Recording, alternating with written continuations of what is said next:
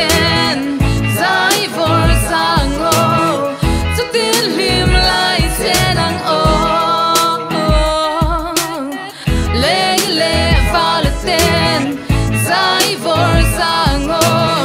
chu tin lim lai chen ang o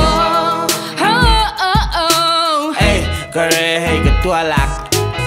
music a play la mi ban te ka ve lo me tu rule ro lu kan nei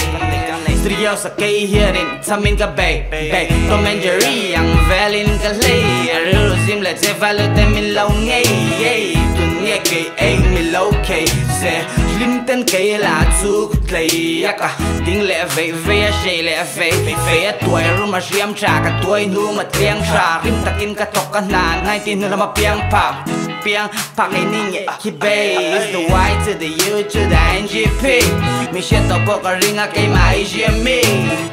KT DAV DAV to the ID lengi le vala ten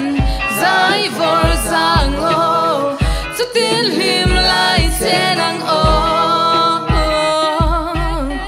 lengi le vala ten zai vor sang o chu tin lim lai chen ang o lai ta ka chalai kan phone khom kan lam ka huai sen na zong zong nen en te hey ka chai amal ka chula ka la tum ka chel chul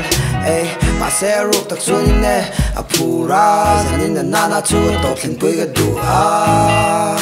a fu eh kai vala lung a dum eh kai vala lung adum lengi le vala ten